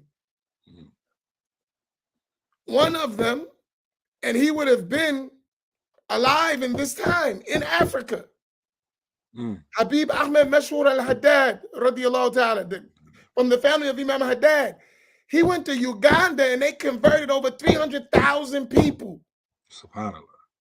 This is their work in Kenya and Zanzibar and all of those places. At that time, they were doing da'wah in Africa with blacks who were poorer than us. You think they would ignore somebody like that? Think about it. Just put your mind around that. They're around the world giving da'wah. You think they would have ignored him? If it wasn't something else going on? Some jokers in that government with him. That's something to think about. And I have a book that talks about the family of the Prophet ﷺ in Hadramaut. And he's in that book. I just didn't get a chance to go look at it yet, right? He has a whole biography in that book. They don't just put anybody in those books, right? He has a whole biography in the book, and it's in my library. I'm going to go research that book. You know what I mean? Like, so he was, and his family was effective, right? That doesn't make sense. Yeah. You know, they say things be going on, and then 50 years you start uncovering the stuff. You be like, whoa, whole new story. SubhanAllah. So he ends off, he says, I must dash off to a meeting right now, but we'll look forward to hearing from you real soon. May Allah bless all of you. The believers here join me in greeting you. Assalamu alaikum, Malik al-Shabazz. So the point that I wanted to emphasize, at least one of the points that I wanted to emphasize by reading this letter, is that even though you are a man that is blessed, a man that is supported by Allah, a man that is loved, you need a support system behind you. You need an organized support system behind you. And we shouldn't forget that. We should not forget that. And so, it's not enough for us to be spectators. This work we got to do, we don't need a whole lot of people in the stands and the bleachers. We need some people on the field. And we need a strong back office, strong management, support, all that stuff. We need that. And even if you look at the work we're doing, right? We're doing a brave work. And I know for sure there are not many willing to do the stuff we're doing, right? There are many who know what we're talking about, but they won't do it. Like just the basic Ahl Sunnah stuff, what we talk about. It's well known to many of us who studied far better than us, right? And longer. But they, under that immigrant pay cycle, that's where they get their money from. And they won't speak. And listen, I know a lot of people who could do a great job at what we're doing. But all of them are controlled by foreign interests. They're all supporting someone else's political agenda. Every single one of them, right? That I could think of, say, like 5 people who know what we know, could speak about it, could do it, but because of the political influence that's over them and the financial money that's related to that political agenda, they won't speak out. Right? In fact, they would oppose us before they spoke out. That's some deep stuff. So the work we're doing is extremely important. Maybe we shorten ourselves, man, by making a budget. You know what I mean? Maybe we shorten ourselves by giving a goal to reach. Maybe we need to make it unlimited. It is unlimited, but we just got to go to a bare minimum that, please, even if you're not going to do the unlimited part, we have to do this work. It's essential. Because there's always got to be this voice that is going to go against the status quo. It always must exist, right? And the problem is sometimes that voice may not realize the impact it has and belittle its importance. Well, I ain't nobody. Yeah, you're right. You ain't nobody. But what you're saying is extremely important. The work you're doing is extremely important. And I mean, you think about it. I mean, we watch. We're Sunni. Every Sunni has the same feeling we have, right? But now, who's going to take the sacrifice to act upon that feeling? That's what the challenge is, right? And a lot of us just not going to do it. I know it. You're not cut like that. I know you ain't going to do it. You'll rather just do Mawlid, right? You ain't doing that. No, seriously. You'll rather just go in the suburbs, sing some nasheeds, collect an honorarium, and call it a day. You're not getting dirty. You're not doing it, right? And that's okay for that individual, but that's not okay for our people, right? There has to be someone who's going to sacrifice. And and then it has to be some people who want to support those who make that sacrifice. If you understand the importance of what we're doing, right? Yeah, so what we do, and I don't know if people realize it, we give people a place to run to when they're chasing the bag. That we taking up the task that they have somewhere to run to while they're chasing the bag. And when you go grab that bag, you bring it back to the source, you know? And you know the thing, there is a movement among that environment to like make this, can't we all just get along? We're not realizing that's undermining everything we're learning. You don't have to hate somebody, let's say that, to tell them the truth. In fact, to tell them the truth is to actually love them, right? If you really love somebody, tell them the truth, right?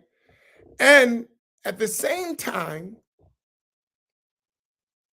if you have a real love for the deen, you want to see pure Islam go forward, right?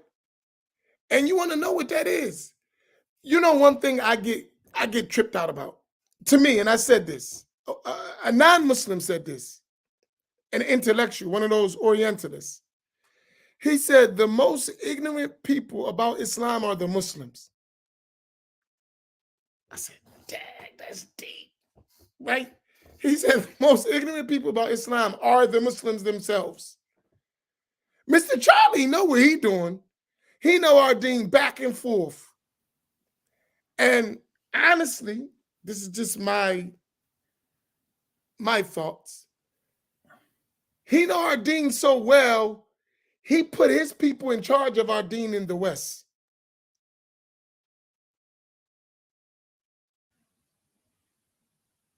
Did you hear what I just said? He know our deen so well, he put his people in charge of our deen in the West. What do I mean by that? Who are the spokesmen for Islam in the West, especially in America? Them, not us. We're not the spokesman. We used to be, and they killed the spokesman, right? The one who they said, and they actually would go visit, go to his grave, have meetings and things about him, but never do his work. Zero, right? And then they become the authorities of what is Islam. And guess what? Legitimately so. Wow. What do I mean by legitimately so? In terms of knowing what real Islam is, they didn't deny them access. They gave them all access, unrestricted. With us, they gave us some fallacy understanding of the religion that we would learn that doesn't even represent our tradition. Think about that. Now think about all of the people who studied in our tradition and why none of them are the voice of our tradition in the West, not a one. All of the voices are people who look like them. And when you study history, you start to question this stuff, right? Think about it. All of those popular speakers, so-called Sunni, who got international recognition, don't look like us. Even national, they don't look like us. And the ones that they put forward serve their interests in terms of the dialogue. They're not doing the scholarly thing and changing the picture. That's not happening. Think about it. And I would challenge us to really, really examine it, right? So if we keep going in this route, we're going to be obsolete and remaining silent while it's happening right in front of us. We see it. You know, like I seen this movie, and that's why I'm thinking about historically, the same thing has been being played, right? Same thing over and over again, same move. And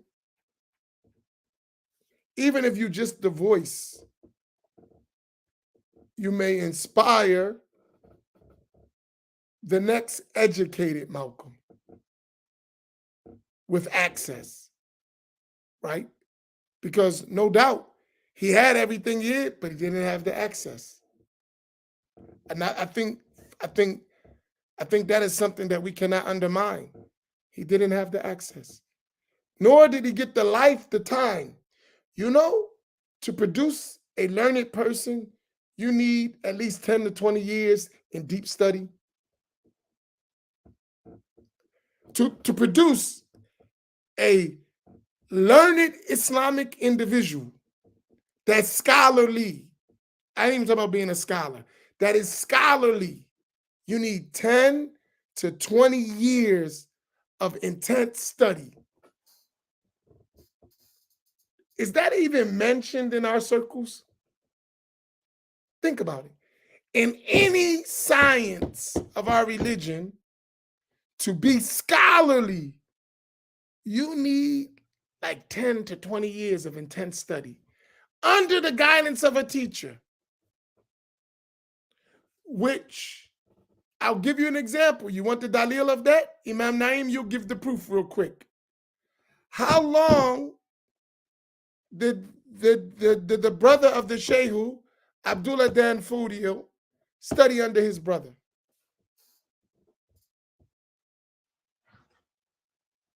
Good question. He was a child. How long? I don't remember the exact years. Before he became an authority, it was over 20 years of studying with his brother. Mm. Let alone the father and other people. Just with his brother, he accompanied him for over 20 years of seeking knowledge. Go read his biography and see the stuff he studied with Sheikh Uthman Dan Fudio. We don't even get to even talk about these subjects that they studied. They're not even in the curriculum of our studies, right? And they was making real move and change, but they were scholars at the highest level of scholarship. Hold on one second. I'll show you. A lot of us have been tricked into thinking that in order to be active, you can't be a scholar. In order to be a scholar, you can't be active, as if they're mutually exclusive. No, you need both. And they are the proof of it.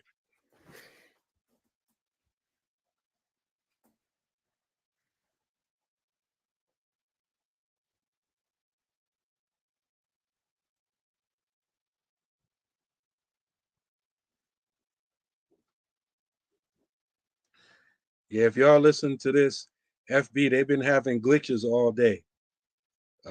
So if you can hear my voice, you need to move over to YouTube. So look at this. I'm going to quickly translate this just to give an idea, right? This is, as for his learning, Abdullah Dan Fudio, right? Right? Mm-hmm. Look what he says. This is the Shaykh Uthman's brother.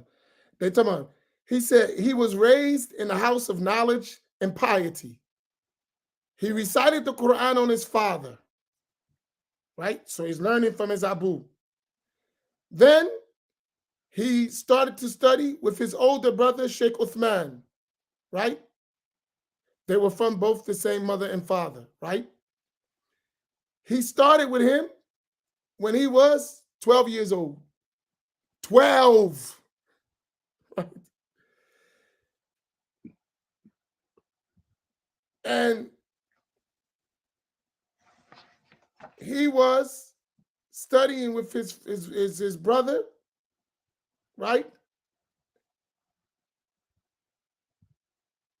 So many books. Then he listens to him, right? My father left me under the tutelage of my brother after I memorized the Quran. And I was 13 years old, right? So I studied from him all of his books in poetry, right? I took from him the knowledge of Tawheed from the Sanusi books and their commentaries, Ashari. And let me tell you this, I studied, look, not one, Al-Kutubu Sanusiya, wa Shuruhuha, and its commentaries. Not just the books, that's 5 books in Aqidah, and the commentaries on those books, right? And other than that, I took from him Ajurumiyya and Qatr al-Nada, all books of Arabic grammar and their commentaries. I took from him Ilm al-Tasawwuf, right? The science of Tasawwuf. I took from him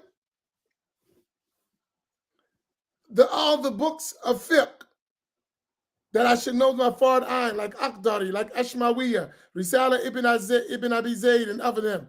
I took from him Tafsir of the Quran, from Fatiha to the end of the Quran, multiple times. I don't even know how many. Right? I took from him the knowledge of Hadith, Dirayatan, right? Not just reading, but also explanation, right? I learned Bukhari from him, the whole of Bukhari, right? more than once. I studied mathematics and so on and so on and so on. That's what he taught from his brother after learning over years, and then he became that. Where's our curriculum like that for us? Rather than giving us Kitabu Tawheed, Fiqh Sunnah, right? Go for it, you shake. Where's all that tradition?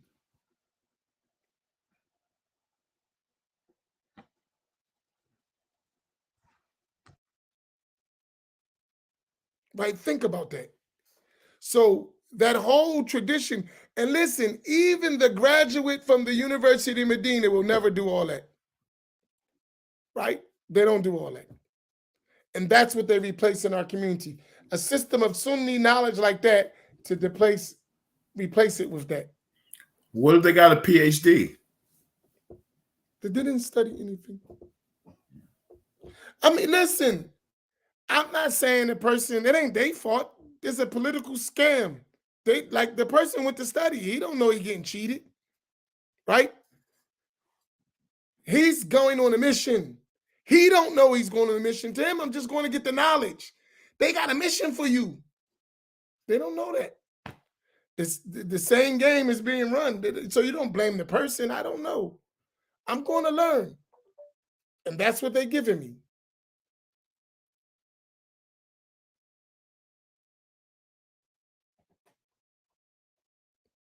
What's FBAs and DOAs? What's that? Foundational Black Americans, descendants of American slavery or slaves. That's true. But in traditional Islam, there is the definition and there is a route that's well known.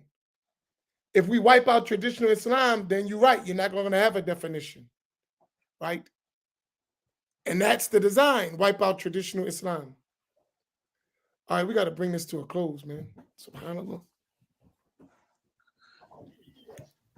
Yeah, so before you mention that, something you said reminded me of something the Shehu said. And he mentions it in his book, Wathiqatul Ikhwan. And he's talking about the evil scholars, right? And he says, أنهم لا يصلحون ولا يتركون من يصلح, which means they will not rectify. In other words, they will not bring the solution. They will not, put in the work, basically, or rectify what has been destroyed from the Sunnah of the Prophet Sallallahu Alaihi Wasallam. So these evil scholars, they won't rectify it, nor will they leave alone those who rectify it. So in other words, one of the traits, and I've seen this, if you think about any time period where there were scholars or people who stood up to teach the truth and try to rectify the situation, the evil scholars who are more qualified to do so, they won't do it, and they won't leave alone those who wish to do it. In other words, if you stand up to do it, they will attack you. You don't even have to attack them. They will attack you first. And so this is their trait. You reminded me of that when you were saying what you were saying. Can I not say this about that for what I said too? Because you can beat me, don't mean you can fight. You get my point? That's my ghetto terminology. Because you can beat me, don't mean you can fight. Right? And I think that's what we fallen into. Well, he could kick my butt. That don't mean he's a fighter. That means he just could beat you because you're not a fighter either. Right? So, right? And I think sometimes we look, he has a PhD. Okay, I didn't graduate from high school, so that doesn't mean much, right? When you compare it to the standard. Do you see my point? The thing is, they don't let us know the standard. So if you don't know the standard, then you're going to assume that PhD means something because you don't know the standard. even if you don't reach the standard, when you know the standard, you realize that, man, you joking. Get out of here, right? Take that PhD and put it up against Sheikh Abdullah Danfodio. What it look like now? A kindergarten certificate. Right? So for us, we'll celebrate, man, he got a PhD. He graduated from, and because you don't have a standard. You're comparing him to you, of course, then he might look like a giant to you. That's the same thing we say about Al-Albani.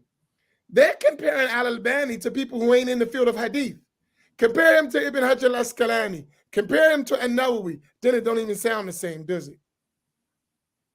Compare him to As-Saqawi or Al-Iraqi, right? Don't sound the same. Not the same discussion anymore. But the way they put that, it's a C-O-N conspiracy. Subhanallah. Subhanallah. Yeah. First they mess up the Facebook. Oh man, they on our tops, man. It's like fighting Glass Joe on Mike Tyson knockout. Yeah, everybody beat up on Glass Joe, but Mike Tyson is the standard. Yeah. Subhanallah. Can y'all still hear and see us on YouTube? Let us know.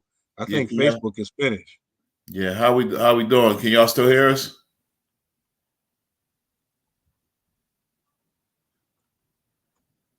On Facebook, I see like 2 different videos. One of them ended, the other one is frozen. Okay, they can hear us. Okay, we still good on YouTube. Alhamdulillah. Okay. Somebody said, "Can we on Telegram?" I don't know. Oh man, they didn't cut out the head, man. Mashallah. So that might be a good sign that we need to end. But where we're at as far as contributions? I know the last report I saw, it was at 220. All right, so before we get out of here, you know, we're going to make appeal to our listening audience, you know, to try to help us reach our goal, inshallah ta'ala, you know.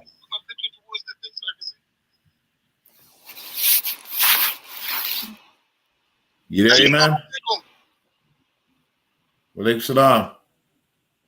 I'm sorry, my computer died and I can't find my charger. Negro. So y'all gotta close. Yeah, just cut off. I was trying to find my charger. I don't know where it's at. They had the best organization. They said the best organization they ever seen. Negroes ruined it. Yeah. So I guess we can close out because I'm dead. I can't do anything. Okay, how are we doing with you know, with the drive, with the contributions? We're equal to that. We got halfway. We're at that letter. I think the letter says everything. Mashallah. Mashallah, okay. Somebody will pick up. Farouk will take care of the balance. Don't worry about it. Yeah, inshallah. We catch up the balance, inshallah. Alhamdulillah, man. Thank Allah for soldiers like Farouk for picking up the other half of the balance. Yeah, alhamdulillah, man. Allah reward him immensely. Amin. I'm suggesting that. I don't know if he really gonna do it. Nah, I suggest it too. Yeah, I suggest it too. I think he gonna do it. So tell Farouk, Mr. Suitman, we only reach half of the gold, and you have to carry the weight for the rest of the community.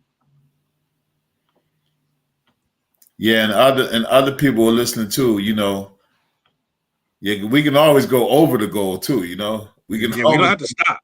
Yeah, we don't got to stop at 500. We can always go over the goal. You know, and all of the people listening now, I think we can easily achieve that, inshallah. And we remember we have problems with Facebook, so there's a lot of things that happen. We may have to do a recap next week. No, inshallah. All right, we're going to close this up. I nominate the Imam of the Boom Bap since I opened up. Okay, alhamdulillah. We ask Allah subhanahu wa ta'ala to accept this effort from us. Rabbana taqabbal minna innaka anta samiul alim. We'd like to apologize for the technical difficulties we had tonight, inshallah. Alhamdulillah, we was able to get most of the broadcast across. And again, we ask Allah to accept it. We thank you all for your time and your patience and your contributions. And we ask Allah subhanahu wa ta'ala to give us all afiyah. Amin. Al-Fatiha.